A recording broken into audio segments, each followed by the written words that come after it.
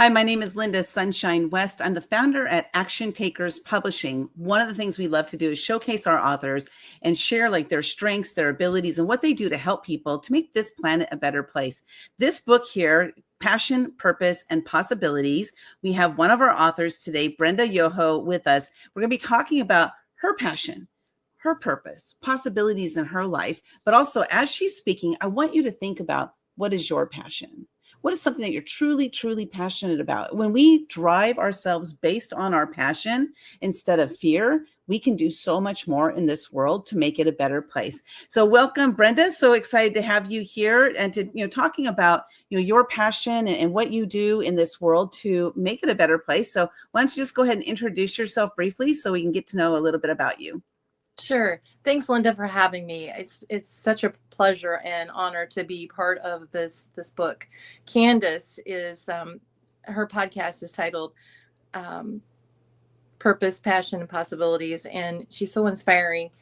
But I am a former educator. I have 25 plus years in education. I've retired a little bit sooner than I wanted to. My favorite job was being a principal.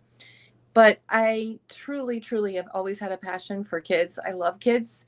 And one of the lessons I have learned through my life and through my journey, which readers will find out a little bit more when they read my chapter in the book. But early in my life, I realized that feeling good and feeling safe was so important. And once I didn't feel good and I didn't feel safe, I worked really hard my entire life to figure out what that really meant. And as I became an educator, I really wanted to make sure that kids always feel good and feel safe, because it's so important for them as they're journeying through learning, and that's life is difficult anyway. So why not teach them some skills to help them to understand that they truly, truly have a purpose and passion, and they have possibilities. And I always teach them first that they have the power of choice.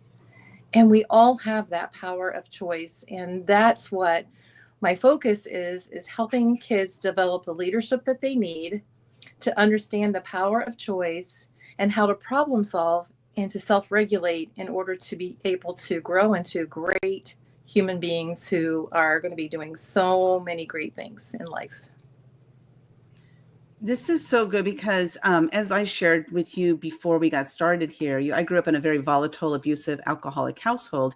And it wasn't until much, much later in life, 51 years old, that I realized the place that I should have felt safe, I wasn't safe in. And that created for me, a lot of, chaos, fear, doubts, like a lot of negative thoughts about myself. And so I'm curious what is something that we can do as adults? Like, let's say there's a kid, and not that we're a teacher or anything or a principal, right? I'm a regular adult. Right. And I see a situation that's happening with a child that I kind of am guessing that they probably are not safe, maybe based on their reactions to things or what have you. Is there anything you can recommend that I, as a bystander, could do or say that might be able to help that kid in some way, shape, or form? I know it's a big question.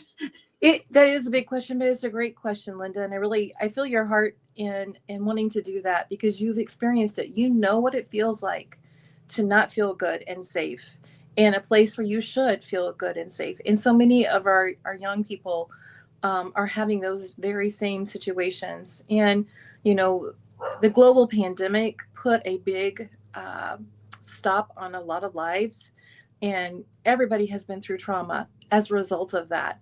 And so learning how to adapt and be resilient is one of the things that I think is so important for kids to be able to overcome. So resiliency is one of those areas that I feel like is something that we can all do to help promote for our kids. They have to be able to have that resiliency to be able to tackle the problems that they're going to face. One of the things that I think, not knowing the situation, I want just to let everyone know that when kids are dealing with trauma, when they're dealing with situations that they don't feel good and they don't feel safe, they build up a wall. And it takes a long time to take that wall down for them to be able to trust. Because people who are in their lives, maybe that they trusted, broke that trust in some way, shape, or form. And it's really difficult for kids who are experiencing trauma to really open up to just anyone. So one of the very first things that you can do is just to smile and start a conversation with them, to let them know that you see them and that you're hearing them and that you want to try to help them in any way that you can. Opening up that way and just saying, hey, are you doing okay?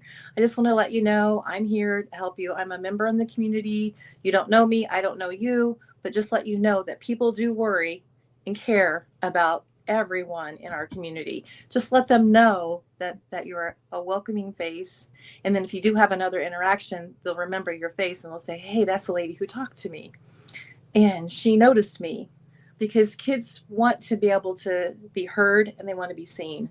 And one of the things I teach to others is that before you ever address a behavior with a child, please say their name first.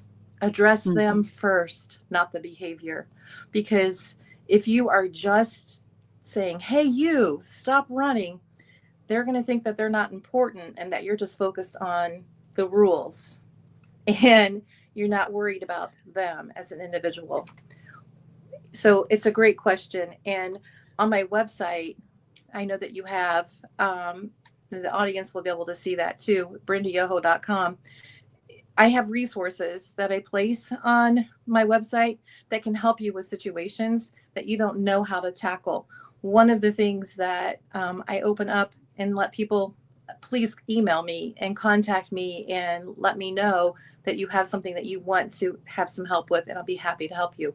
I write a blog every Wednesday, and every Wednesday it's called We Can Wednesday. It's because I believe, just like what you're offering to this child, home, school, and community working together will help uplift our children so that they feel good, they feel safe, and that they'll be able to achieve much more than what they could without all three of those things in place.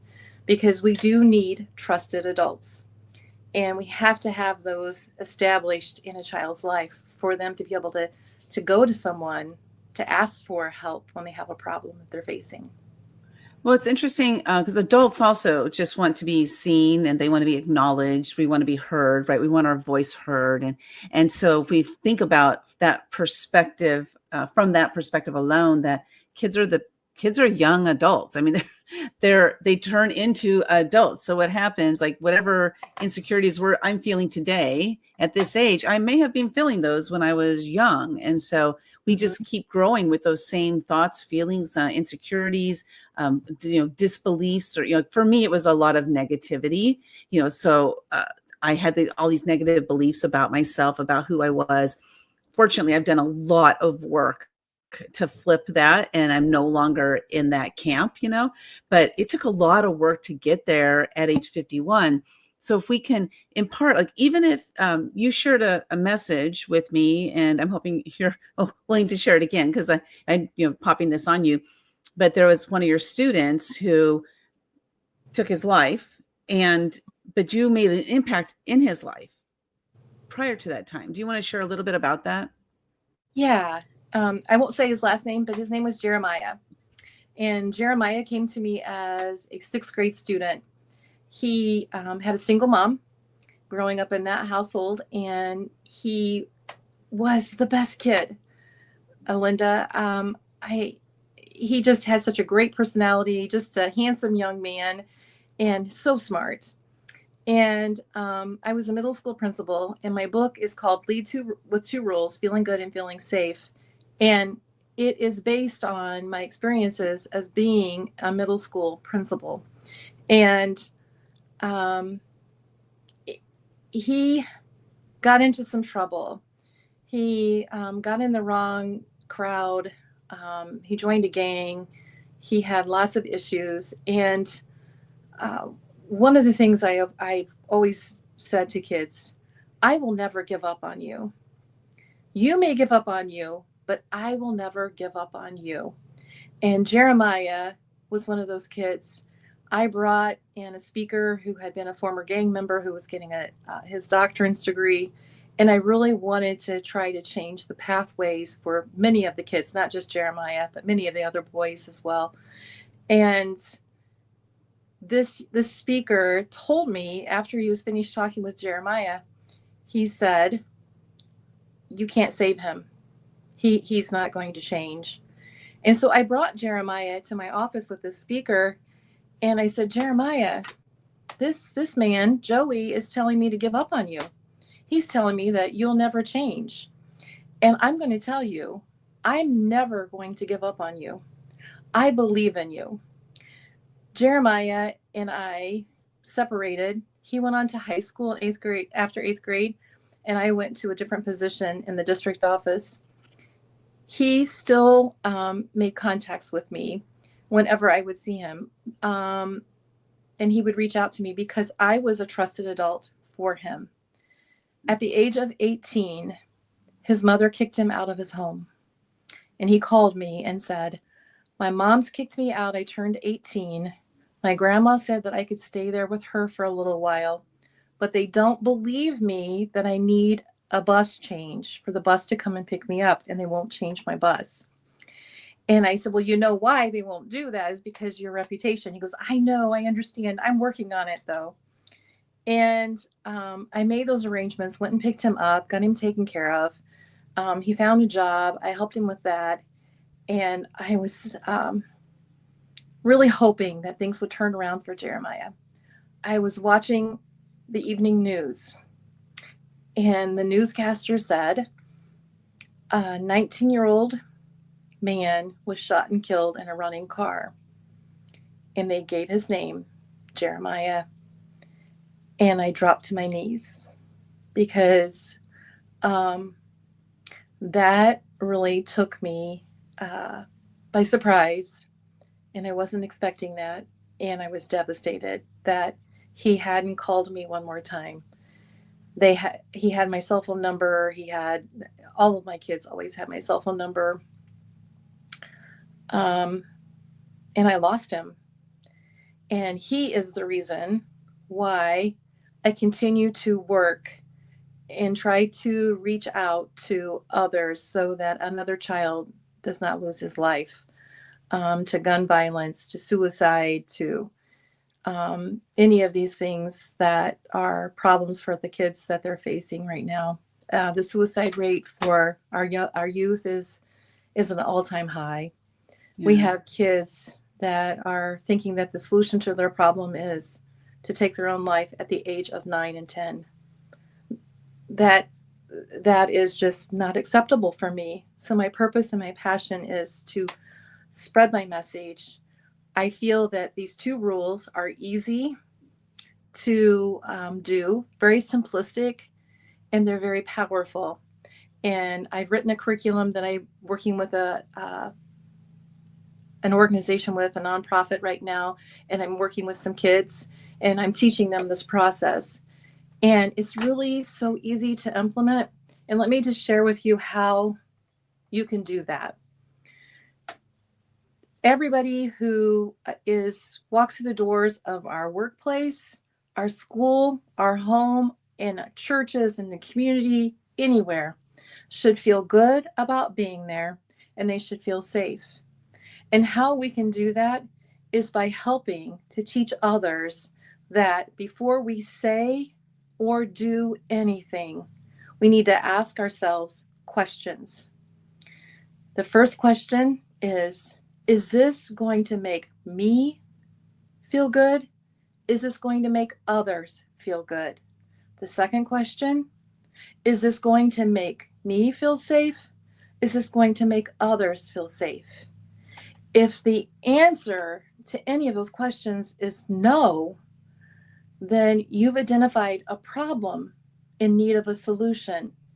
And the very best place to go is to a trusted adult first. And I think that if we can repeat that and we can teach that and we can share with kids the importance of knowing that they have that power of choice. And as adults, we have that power of choice of what we say and what we do. But if you watch the TV news sometimes, and if you read news reports and things, I don't know that we always have the best self-regulation, and that we're always asking those questions of saying those things to ourselves. If this is going to make me and others feel good, or if this is going to make others feel safe, or if it's going to make me feel safe. I think that as a society, we have really let our kids down by not being able to model for them the best way to look at a problem and to find a solution, because we can choose to be part of the problem, or we can choose to be part of the solution. The choice is always ours to make, always. Two simple questions, right? Is this, or I guess it's four Yep. simple questions, right? Is this making me feel good, making others, and then is this making me feel safe and making others feel safe? So four simple questions to ask ourselves when we approach situations. You can get your copy of this book, Lead with Two Rules, by going to Brenda's website. You'll also see other resources that she has there. But the book, you can find it at brendayoho.com. That's YOHO. Just head on over there. Let's switch directions a little bit. We're going to switch to this book, Passion, Purpose, and Possibilities. You can get your copy of this book at actiontakerspublishing.com/passion. Brenda shares her story in this book, as well as 20 plus other authors, women who are sharing their stories of their, finding their passion, living on purpose, and possibilities that come from that. So you can find that book, as well as there are free gifts from our authors if you head on over there. Again, it's actiontakerspublishing.com/passion. And so why don't you share with us, Brenda, what is one thing that, if there's one action I could take today, me as an individual, that would help to make this planet a better place, what would that one action be? That one action is to share feeling good and feeling safe.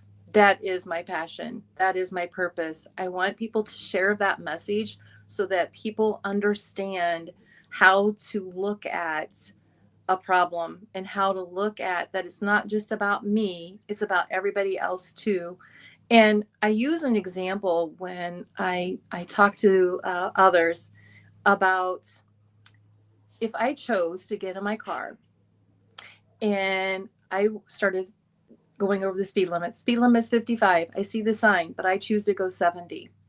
Now, I may get home and nothing happens. That's a possibility. Or I could get pulled over by the police and they could give me a ticket because I'm going over the speed limit and I'm not making others feel good or safe by breaking that rule. Or I could get in an accident and I could tear up my car. I could tear up someone else's car. That's another possibility. The possibility I don't always like to talk about is that I could cause an accident that could take someone's life. And I know that firsthand because that's something that changed my life and why I'm not a principal anymore, because someone was not following the rules and a semi truck ran into my daughter's vehicle that she was driving. I was in the back seat with my granddaughter next to me and my best friend in the front seat next to my daughter. And the coroner was called to the scene because they thought I was dead. There was a helicopter, ambulances. It was a horrible scene. Most of the people who were responding to that accident were either former students, parents. Everybody knew me, and people were saying that I was dead, and that went out throughout the whole community. Can you imagine I just can't imagine how my kids felt as I was a middle school principal, that they heard that I had died. I can't imagine how they felt. Yeah. Well, I can't imagine either that my daughter was looking in the back seat and all she could see was blood, and she couldn't get me to say anything or her daughter to say anything, and she was trapped. She had to be cut out of the vehicle. But we all four survived. And that was a possibility, a blessing from God. I think that a sign that I needed to continue what I'm doing. And it changed my life. That's why I wrote my book. And when I was writing my book, Lead with Two Rules, I was diagnosed with breast cancer. And I finished it. And I want people to know that you have a purpose. Everybody has a purpose.